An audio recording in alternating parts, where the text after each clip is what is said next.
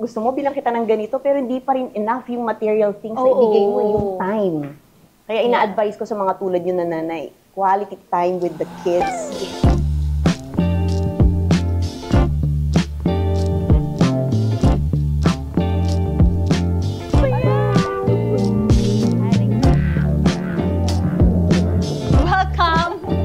Welcome back to my channel, and this is Ray Talks Part 64. 64! Grabe! At syempre, special guest natin for today, my baby, Miss Maha Salvador Nunez. Bawal pala kami mag-ano. Girly-girly kami ng baby ko. Try namin na mag-behave. Mag-behave for today. Oo. Anyway, we'll only have 8 questions. Binasa ko lang, pero hindi talaga yung ganun-ganun lang. Of course. Oo. Maha is Maha. Ay. Alright, question number 1. Ay, I don't feel any pressure right now. Beauty ko yun. Beauty ko yun. Sige. Okay, you're an actress, dance princess of the Philippines. Antar, princess pa rin. Brand ambassador, a host, a businesswoman, a wife, and a mother.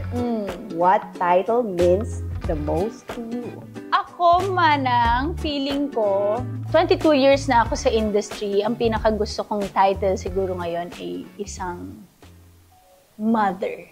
Oh. Kasi nung kinasal ako, feel ko na bride talaga ako. Nung pregnant ako, feel kong pregnant ako.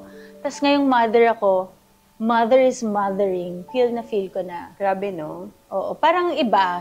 Yung love na akala kong alam ko na, nung dumating si Maria sa buhay namin ni Rambo, may another meaning pa pala yung love na mas malalim. Yes, at mas na-appreciate mo ngayon ng mama mo. Oo. Kasi ganun pala siya, na imagine mo, nasa sinapupunan mo pa lang si Maria, grabe na yung hirap ng isang ina pala. Yes. So mas love mo ngayon si Mama Sexy on that. Oo. Di ba, mother? Kaya ang dami kong padala sa'yo na beauty derm. Kasi, di ba, ang hirap pala maging nanay. Oo. So, yung tayo ngayon. Mas nanay tayo. Akala mo mabuti kang tao, pero after ko mag-give birth, parang may mas ibubuti pa pala ako. Parang pwede pa pala ako mas maging mabuti kasi andyan na yung anak mo, tapos yung mga paghihirap mo, na parang hindi pala madali. Yes. Iba yung tingin ko sa mama ko ngayon. Mas mataas yung respeto. Mas mahal. Oo. Mas mahal din ang abangan gastos. Mo pa dahil malayo pa yung iyong tatahakin. Oo, 8 months pa lang si Maria. 8 months? Ako, 20 years old na yung panganay ko, pero patuloy pa rin na maging isang ina, di ba? Na, Diyos ko, siguro pag naging lola pa ako, ewan ko na lang. Pero just enjoy. Kaya kita ninang. Oh, yes. Kasi alam mo na, sa'yo ako magtatanong. Yes. Kung ano mga advice, yes. Diba? Anong mga pwede mong i-advise sa akin para isang ako maging mabuting ina. Like, but you'll do better. Diba? Kasi nandyan si Rambo to help you. Meron ka bang mga pamahiin nung nagbubutis ka? Di ba pag Ilocano kasi kami, marami kaming mga, hindi namin gagawin to, ganyan. Or ngayon na lang na lumaki si Maria. Mapamahiin naman ako. Pero kahit hindi ako buntis, mapamahiin akong tao. Pero nung buntis, mas extra careful ako. Ano ba? Yung kunwari, hindi magpupunta sa wake, yung mga ganyan. Yeah. Di ba may ganon? Pero kasama ba yung hindi mo pinapakita muna sa public ang face ni Maria sa pagiging mahilig mo sa pamahiin? Ngayon kasi, hindi. Walang kinalaman yung pamahiin dun sa choice namin mag-asawa na hindi mo na ipakita or i-reveal yung face ni Maria. Ang harsh kasi ng mundo ng social media. Exactly. Marami akong friends na parang sobrang masaya sila na shinare nila yung face ng kanilang babies. And then, etong mga perfect na mga tao is... Grabe kung mga comment, di ba? Yung inosenteng bata, kokomentan nila ng hindi magaganda, na parang kawawa naman, di ba? Saka syempre, atin sa parent, di ba? Parang, grabe naman to. Minsan man natitrigger ka na ng mag-reply. Dati pag may nang babash sa akin, tahimik lang ako, deadma.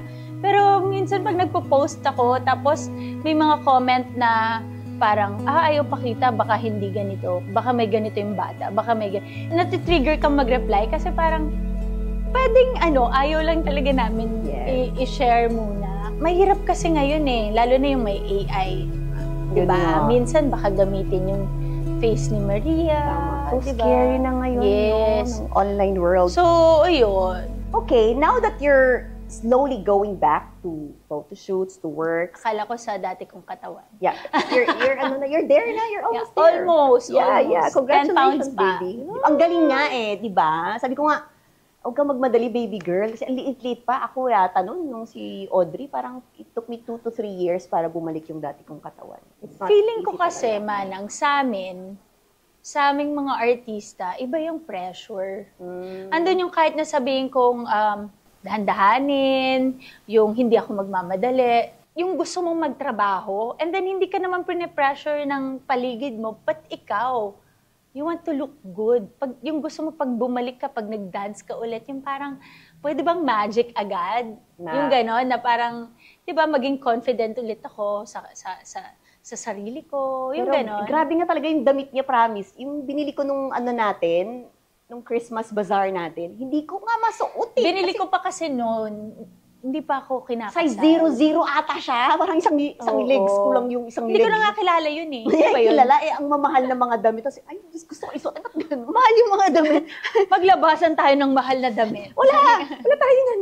Nakakaramdam ka na ba ng sepangs pag umaalis ka ng bahay na, namimiss ko si Maria. Gusto ko nang umuwi agad. Sobra. Tumatanggap ako ng mga events, ganyan. But yung paggawa ng mga narratives ng serye and pelikula, willing naman ako gumawa, basta yung talagang worth it. Kasi ngayon, hirap na hirap ako. Ang schedule ko ngayon is, kung sa umaga, mag-workout ako, kailangan kong diretsuhin na yung ibang bagay na kunwari, may errands akong gagawin. Kasi, mga after lunch, Maria time na yan hanggang gabi. Kung, kunwari, nagyaya ka ng dinner, buong araw na kay Maria ako. Kasi dinner, wala ako sa tabi niya. Kasi parang kanina lang, hinahanap na siya ni baby. Kaya ako siya sinama today. Kasi full day yung work ko ngayon. Di ba, hindi natin matansya. Tapos out of town pa. Yes. And syempre, kailangan mo siyang makita. Oo, yung dahil ang bilis lumaki. Ang bilis My lumaki talaga. Ano yung list na favorite mong parenting advice? Kasi usually, mga matatanda, ang daming sinasabi sa atin, gawin mo to, ganyan. Yung mami ko, alam mo yung ibang yung respeto nga after giving birth sa nanay. Pero yung nagka-clash kami nung nasa Canada kasi nga old ways niya kung paano magpalaki ng bata, ina-apply niya kay Maria. So parang, hindi na ngayon. Hindi, okay lang yan. Yung mga ganon. So, doon, minsan na-hurt siya kasi feeling niya hindi ko siya pinapakinggan. Saka parang feeling nila hindi mo na sila need. Di ba may ganon yung mga nanay na... Kasi may arte-arte pa ako noon na, mami ko kasi mahilig mag-garden, yung gardening. Tapos yung hanggang yung lupa-lupa na siya, yung ganyan. Tapos papasok siya sa bahay niya yun pero umaarte ako. Tapos minsan hawakan niya si Maria. Tapos sabi ko, Ma, ligo ka muna. Tapos nagreklamo siya kay Kirby sa kapatid ko. Sabi niya, parang ligo naman ako ng ligo. Parang 3 beses o 4 na beses daw siya naliligo. Kasi nga, ang arte ko, kasi 1 month pa lang si Maria noon. So parang, yung takot ako. Saka very fragile ang bata kasi, di ba? Tapos siya parang, hindi, yung mga bata nga dito, ganyan-ganyan. Saka sa atin sa Ilocos talaga, wag daw masyadong malinis. Ewan ko ba? May ganun sila para daw mas strong daw yung baby. So kung least favorite, wala naman kasi yung iba, parang sinasabi na, pakinggan mo lang, pero nasa sayo pa rin kung mother's instinct, ika nga nila. But, mas more on wini-welcome ko para meron akong ideas kung paano nila pinalaki yung mga anak nila. Tapos ako, nasa sa akin na kung, sige, gawin ko din. Ako nga, hindi ko alam paano sila pinalaki. Parang I don't remember anymore. Tapos biglang nagulat na lang ako, oh my God, ang lalaki na nila. So just enjoy. Balak mo bang sundan agad si Maria? Kung ibibigay ni God. Wow! Pero sa ngayon, kasi 37 na ako. So, wag naman 40. Mga next kasi, year. Di ba, yung experience ko ng pag-give birth, hindi talaga madali. Yes. Pero sa kakitan po ng anak, syempre, pagbigyan nyo na ako, nanay ako ni Maria. So, cute yung anak ko. So, sabi ko kay Rambo, parang gusto ko pa ng isa. Or kahit dalawa. Parang isa na lang. Kahit na Humirit ang medyo malita. hindi ganun kadali yung mga napagdaanan.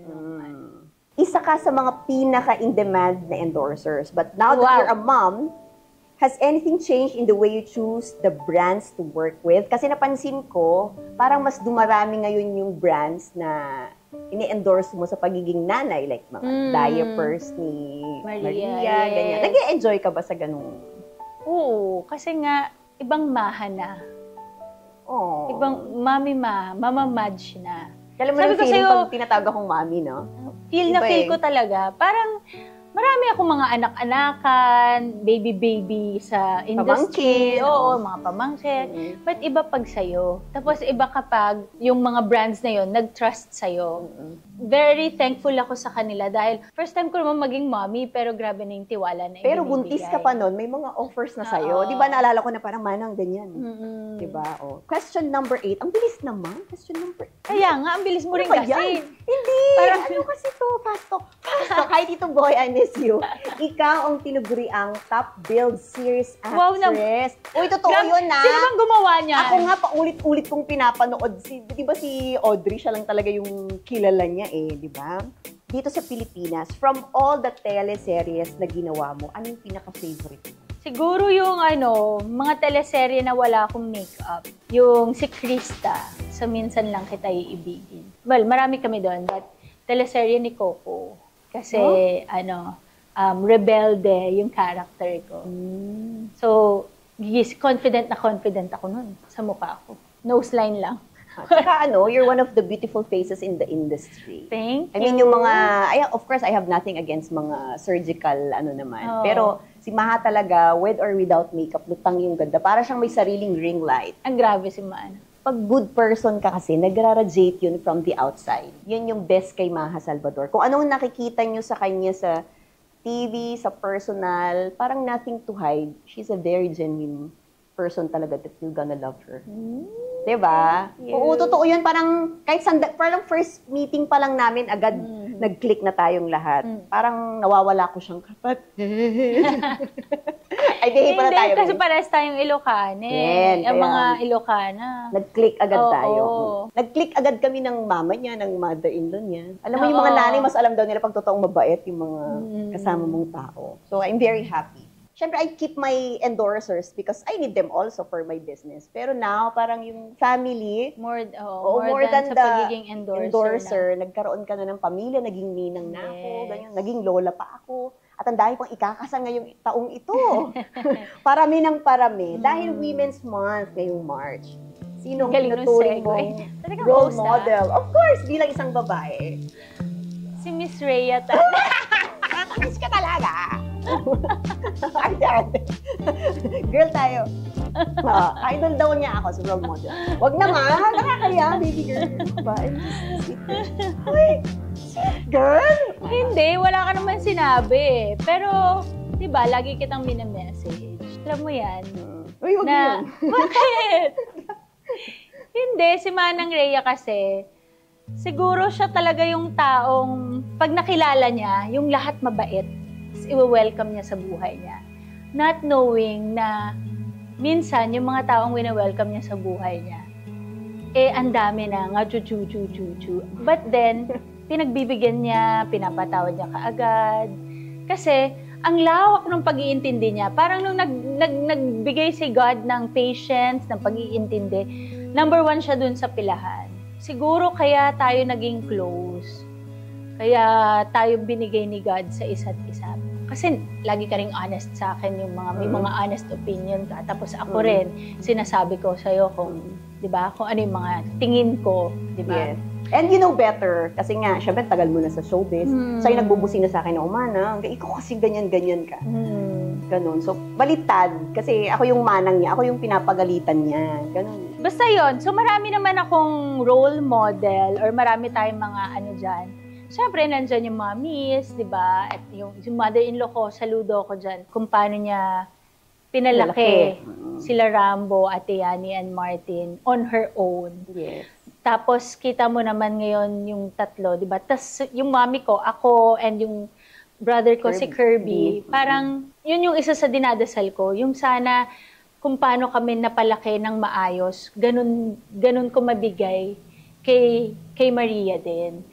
With the help of Rambo, Yes. di ba? Kaya sinabi ko na, ikaw, Manang Rhea, kasi ikaw, hindi naman alam ng lahat ng tao kung sino yung totoong Miss Rhea. So, ako, may idea ko, but she's a very, very strong woman. And she will do everything for her children. Baka kasi syempre yung iba sinasabi na kinuha ni Ninang yan kasi syempre endorser ng Beauty Derm. Kasi ganito yan. Nagbibigay ng bag or ganyan. For sure, maraming, wag na tayo magpaka-plastic dyan. Di ba? Pero hindi. Tawa ni Ma'am Miley. May nabuo talaga kaming relationship. Yes. Hindi talagang yung achuchuchu or hindi porket kinuha niya akong endorser. Hindi lang siya sa akin close. Sa mother-in-law ko, sa mama ko, sa lahat ng kaibigan ko. Yung nag-e-effort siya. Sabi ko nga sa inyo, mabilis siya mag-welcome. Yun nga. Tapos pag pinapasok ka niya sa buhay niya, talagang apakaswerte mo. Kaya dapat alagaan talaga. Oh, parang last time si Carlo yung umiyak. Parang ako naman, pinipigilan lang natin siya. Ayan, a lot of women and even young girls look up to you. Is there any advice na pwede mong ibigay sa mga kababaihan dyan, sa mga batang nag-aartista para ma-achieve naman nila yung na-achieve mo? Ang ate sobra ng mga pag mag-advise para sa mga batang artista. Iba na kasi ngayon, Manang. Iba yung generation namin. Iba yung generation ngayon. Sa social media, di ba? Parang if marami ka ng followers, Sikat ka na. oo. Di ba, grabe nga ngayon eh. Parang kahit ilang million, sino ba yun? So Gaganon parang ako. ang hirap mag-advise because ibang-iba ngayon. Mas dun na lang sa always be kind. Maging kind, mabuti ka sa lahat ng taong makakatrabaho mo. Yes. Laging ganun lang. Stay humble, di ba? And- And I realize also na yung limelight, even sa industry Yes. namin, lahat tayo tatanda, lahat may papalit sa pwesto natin. Parang, di ba, be? Pero look at Maha. Maha is Maha. Kasi nag-stay siya sa industry kasi mga sinasabi ng mga ambassadors ko din na nakatrabaho mo. Kasi hindi siya nagbago mula noon hanggang ngayon. Kaya yun dapat daw ang sikreto para forever din na nasa industry ka. Hindi mo dapat nilalagay sa ulo mo kung yung kasikatan mo. Kasi ang daming nagbabago. Ikaw, never ka nga naging ganun. Siguro lang din ako, Manang. Isa yun sa magandang tinuro nung nanay ko sa akin, na maging marespeto. When? Na kahit na parang masikat ka kesa dito sa taong to, di ba, kung mas matanda naman sa'yo yung cameraman or utility man, maging marespeto ka pa rin. Kasi mas matagal sila sa mundo. Yes, Mas may, di ba, alam nila.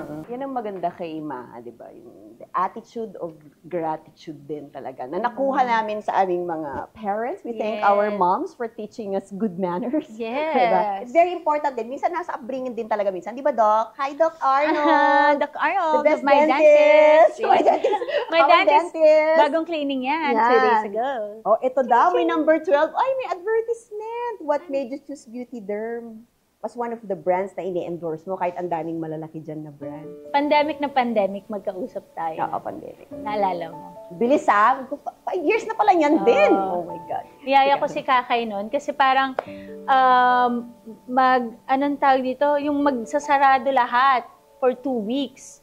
Sabi namin, lipad tayo ng Palawan. So niyaya ko si Kakay, ganyan. Di ba mahilig ka na magbigay ng mga regalo noon? So si Kakay, pag may extra siya, nagpapadala siya, ganyan. So hanggang sa may mga napapadala siya mga products mo. So alam ko na yung products mo. And quality naman talaga. Hindi yung sinasabi na parang scammer or what. Kaya naman talaga sigurong hindi, kaya talaga kayo nagtagal. Hindi dahil marami nag-endorse, maganda. It's Yun been, talaga, what, 16 years. Nung kinuha mo na ako, alam kong quality yung product at alam kong marami kang mga natulungan. Yun kasi yung gusto ko. Kaya naman naging successful yung brand mo. Because puso pa rin laging pinapairal mo. Tulong.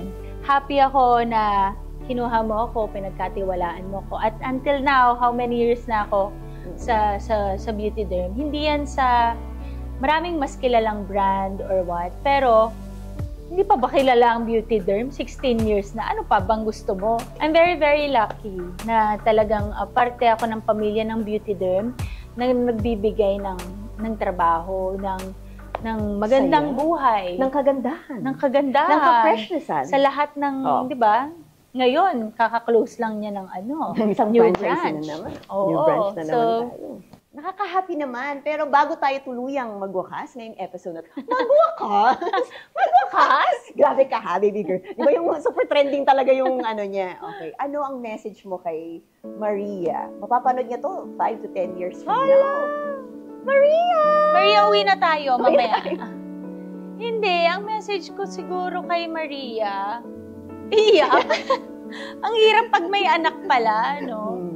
Oo, Alam mo sana yan. maging mabuti akong ina. Sana magampanan ko na maging mabuting ina. Pagdadasal ko yun. Sobra nga eh. Well, syempre, 8 months pa lang siya. Pero, yun, nasabi ko na noon nung nasa tiyan ko pa siya, whatever happens, I will protect. Ay, Yun. ramdam na ramdam ko yan. Kasi nga, you know what, parang everyday, nagsasorry ako sa mga anak ko.